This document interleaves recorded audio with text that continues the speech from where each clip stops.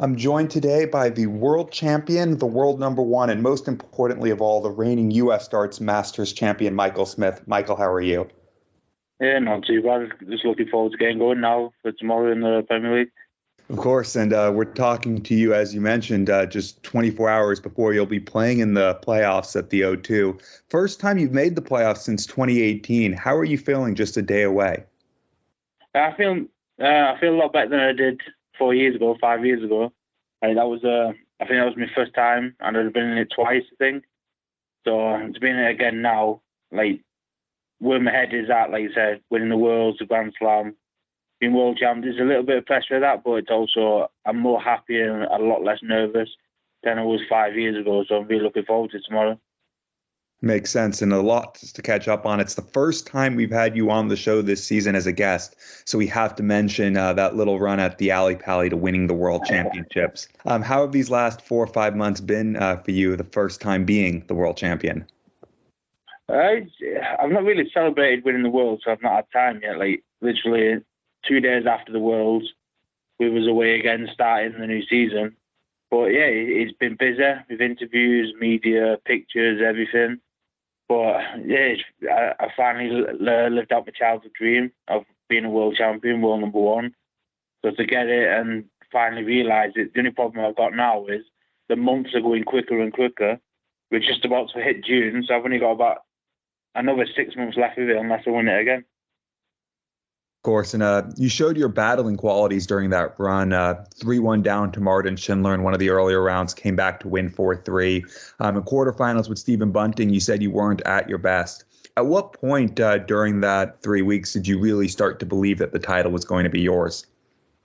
I think the semi-finals, because like for me in my head, I know I've only been in two beforehand, but I was just telling myself I've never lost in a semi-final, so it was just getting my head right for that. I played Nathan Aspinall, James Wade, and then Gabriel Clements. I know it would have been massive if Gabriel Clements made the final, especially in Germany and all the media attention that would have got. But in that game, I think I couldn't break him, and I think we was 2-2, maybe 3-3. I'm not so sure. Then I finally held firm, broke him, and I thought, no, it's my year this year. Doing the interviews the day after. The day after the thing, I remember RTL or whoever it was asked me a question.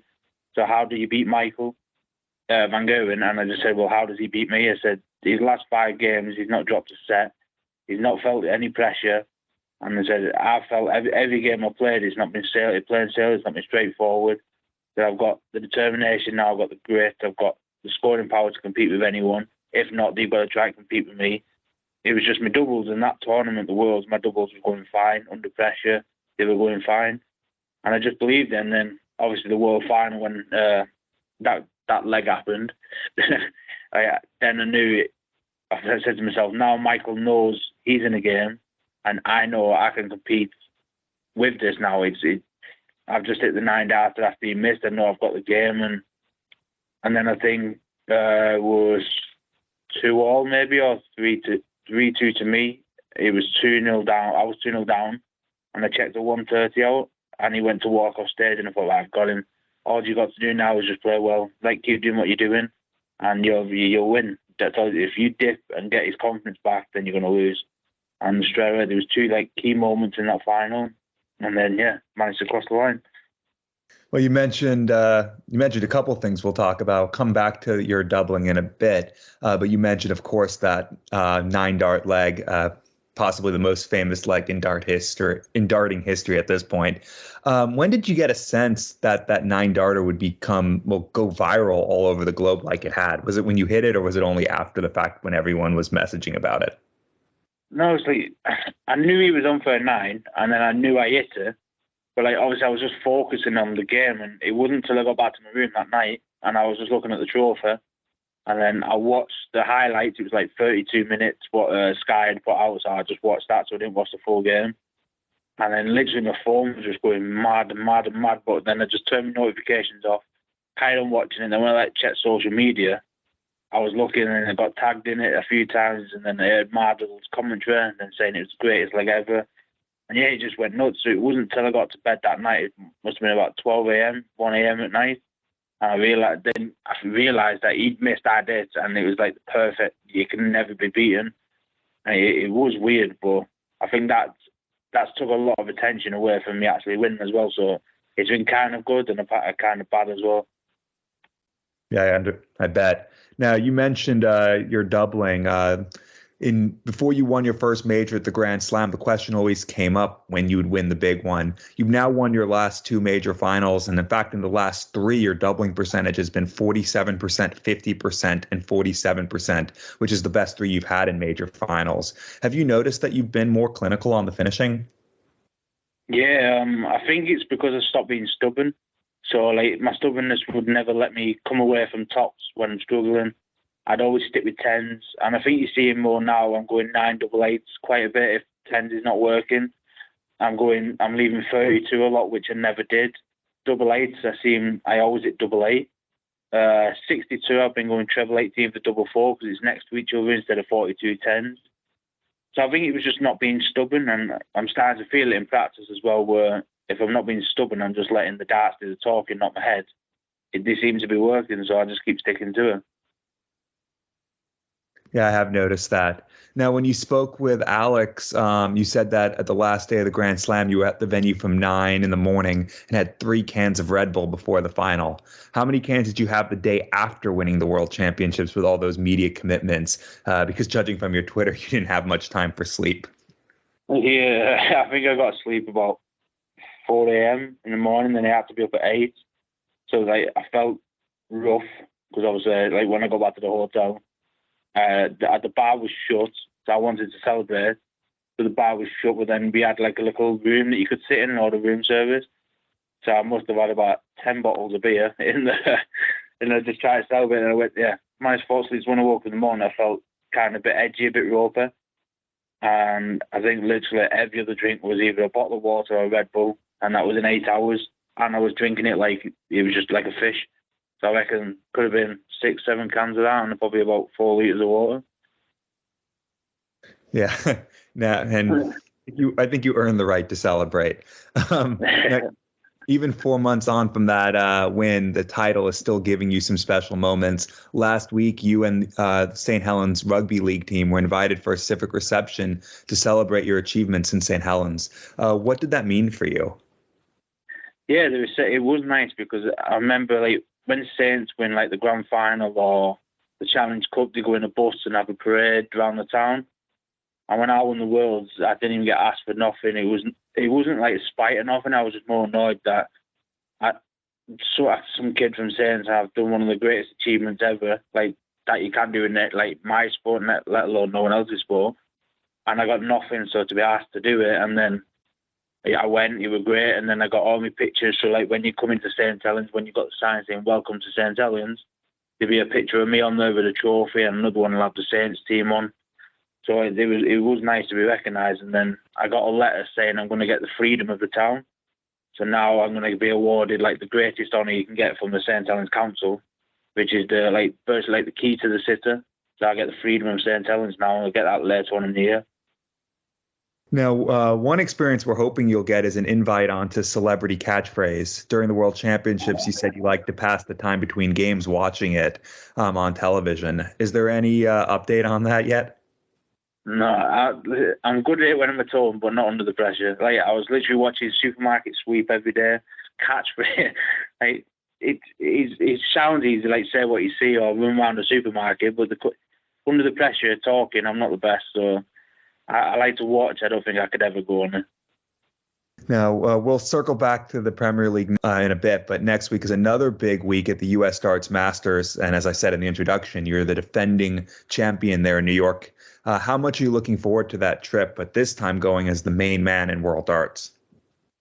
Yeah, last year it was weird because I literally come out of my hotel, turn left, and there's about 3 or 4 blocks from the square. Where the name is now, but yeah, from wherever it is. But like all old pictures on the billboard, and it was weird. And then walking through the MSG, like that was even more surreal because you got pictures on the wall of who's like fighters who's been there, comedians, singers, everything. And now going back this year, I'm taking the wife and kids, so they're going to experience it as well. and hopefully, like the billboards, if we do have them in Times Square, it's going to be me with the trophy as well. So it's more surreal, and like the MSG, I want it to stay that way because I keep saying it's Michael Smith's garden, not Madison Square Garden. So I just got to get there and defend it as well, hopefully. So you mentioned how surreal that was. One other question about being world champion. What has been the most surreal thing that you've experienced as world champion? It's not to me personally. It's just like, you know, when you watch on social media and I'm seeing like my face on Shaq's NBA shows, on the UFC Ariel show, just being like put everywhere. Like, I know it's not me personally, but it's videos of me. Just like the whole world recognizing that leg and the win. And yeah, it's been weird, but it's been nice also. It's nice to be recognized and like recognized for my achievements as well. Because let's face it, 6 months ago I was branded a bottle job. So now to be branded the world champion, world number one, through the greatest leg of darts ever, yeah, it feels nice. It feels good. Eventually, finally, I get the accolades I think I deserve. Of course. And one of your media appearances after winning the Worlds was with the American journalist Ariel Helwani, who has invited you to his studio in New York next week for a game he likes to call 3 versus 3, who can score the highest with 3 darts. You going to go easy on him, or are you looking to set a high score and hit a big one, maybe a 180? I don't know. I might have a practice beforehand, and I'll see. But no, he's been nice. Like, he texts me all the time, and like we literally speak. He said, "Can't wait for me to come into the studio and stuff." It'd be nice to sit down and talk with him, not over phone or Skype.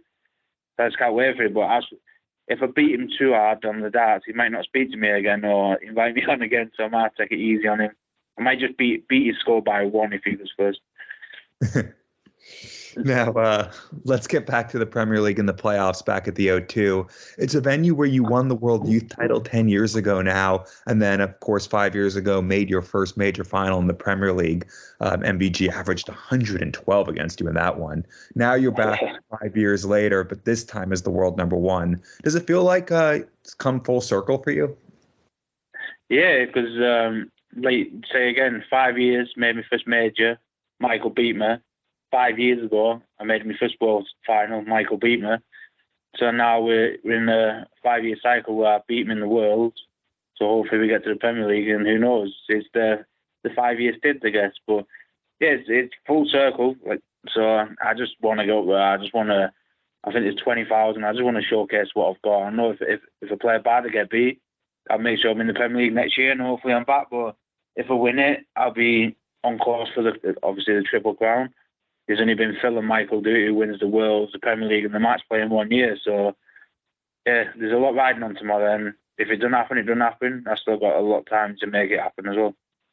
Well, you mentioned that on track for the Triple Crown, but it's after you won the Worlds and became number one, you joke that you've completed darts. Only two players, of course, have won the Triple Crown. Only 3 have won the Worlds and the Premier League alone in the same year. So what would it mean, though, to add your name to that list on Thursday night?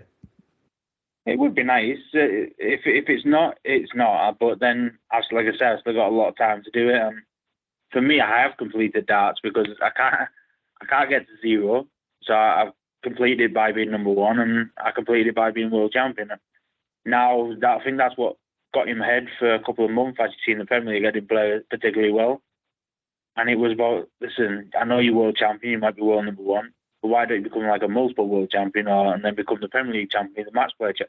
So why don't you try to win everything on the calendar, and then you will have completed it? So that's me aim now, is every tournament the PDC holds, I want to win. I've won the World Series, I've won a European, I've won Pro Tours, I've won the Slam and the match play. So now and I won the youth as well. So now it's about winning the other tournaments, that the other TV tournaments they've got to offer now. And then I think there'll be another video of me in Vegas once I've done it, saying now I've actually completed it. Well, good luck in the Premier League. Good luck pushing through to truly complete darts. Thank you very much.